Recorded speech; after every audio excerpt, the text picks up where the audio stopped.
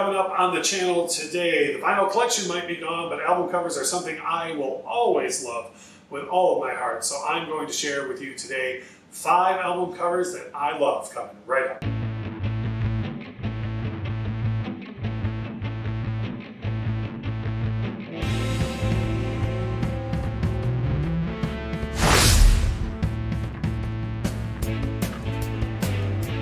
It's Russ from the Infectious Groove podcast and YouTube channel, and previously on the channel we've featured all sorts of different vinyl records, and even if you're listening to streaming and you have a tiny little 2x2 album cover on your phone, for me, album covers have always been a huge part of my life.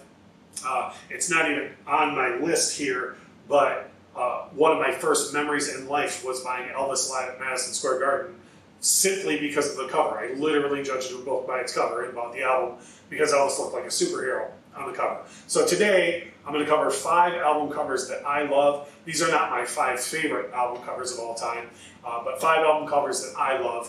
And if this is your first time on the channel, and you love music, and you love albums, and discussing music, and underrated artists, and all the things we cover on this channel, at the very least, please drop a like on the channel. If you would, please hit the subscribe button, because we have 2 new videos every single week for you.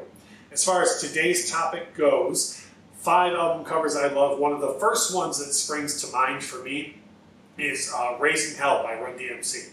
That record, the cover of it is special to me for a couple of reasons. I first saw that album when I was in 5th grade, and when I went to buy it, I found out there was like variants of it, same picture, but different color combinations, and I had never seen that before in a record, because at the time I would have been, I think, 8 or 9 years old when that came out, and it was something that I had never seen in a record before. So the first time that I saw it was a friend had a copy, and then when I went to buy it, I was all confused if it was a different record because it was a different color combination. But I love that on the front cover it's just Run and D, and they're just kind of staring you in the face on the camera, like, you know, hey, this is us. And for me, it's iconic because that album kicked off a whole huge different run of new type of music I had never known before. After that is one that was released right around the same time, and this band has many iconic album covers, but for one reason or another, this one particular album sticks out for me, and that's Motley Crue's Theater of Pain. There's all sorts of opinions on the record Theater of Pain. A lot of diehard Motley Crue fans don't like the album all that much. It did give the world one of Motley Crue's biggest hits in Home Sweet Home, but the cover for Theater of Pain is not only different from every other Motley Crue album cover, with it being bright pink and the Entertainment of Death faces, and then they still have the pentagram in the one. But beside that, this is a band who had the black and white gritty cover for their debut album, Too Fast for Love, and then they had the all black with the embossed huge pentagram on the sophomore effort, Shout at the Devil, and then Theater of Pain just looks completely different than what they had done before. So that album cover sticks out for me big time. The next album cover that I have on the list is really a minimalist album cover, especially for the sounds on the record. And that's the Black Crowes' 4th album, 3 Snakes and One Charm. First of all, excellent design with the 45 adapter, like the 7-inch record adapter for jukeboxes here in the US, but then the 3 snake heads on it. And that for me is something where the Black Crowes had a history of interesting album covers on their first 3, with the 3rd one being extremely controversial and having to be reissued at some record stores with a blacked out cover with just the American flag. And so with the 4th album, to me, they expanded their sound and got even more wild than what they'd done on Amorica. And then the cover is very minimalist, and in many ways is kind of hiding or deceiving like what the sound is that's on the record. So that was a big, huge album cover for me.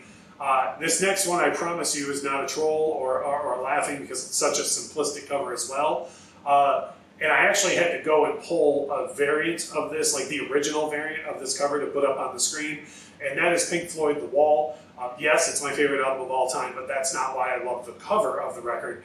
I actually don't like almost any reissue that's been done of the record, because it always has Pink Floyd The Wall printed on the wall, and when the album came out, there was nothing printed on the front or the back. The Pink Floyd The Wall came as a transparent sticker inside the album cover, and if you wanted to put it on the bricks, you could. And for me, the wall itself, at the time that I heard it, was around when I was around 10 or 11 years old, is so mysterious. And in the gatefold, there's all these characters and everything, and there's so much going on that record. And then the whole front and back is just bricks, nothing on the spine, nothing. Like, just if you're curious enough to take the leap into this record, there's so much more for you here. But if you don't want to go below the surface, and you're turned off by that, for me, the cover of The Wall is one of those a picture says 1,000 words situations. It's just a brilliant cover to accompany the album. Last one on my list is one of those ones that if you were my age when it came out, 8, 9, 10 years old, it was one of those things where you felt like you were getting away with something or doing something dangerous, and that is the cover for Van Halen's 1984 album. And it's just so unique on so many levels. It's different, far different from any cover that they'd had before in their career up to that point. The angel sitting there at first glance is interesting, but then he's smoking, which is just the thing that made you feel like, as a kid, oh, I'm buying something with cigarettes on it. I'm getting away with something. And on this one, I actually don't have an opinion. I don't know if I look at that album cover and think musically Hot for Teacher, Panama, I'll Wait. Whereas with some Van Halen records, as soon as I see the cover, I can hear the songs in my head. So for this one, I kind of separate the album from the artwork quite a bit, which is not usually something that I do. But the image itself on the cover of 1984 is just plain iconic and one of my all-time favorites. As we always say in these videos, it really, really matters to me more than anything. Sure, I'd love for you to drop a like and subscribe to the channel, but leave a comment below. Tell me some of your favorite album covers. Tell me if I'm nuts for thinking way too much into the Wall cover or something along those lines. But what matters more to me than anything is the interaction with other people who love music. So please drop a comment below with some of your all-time favorite album covers. And as I always say, thank you so much for watching.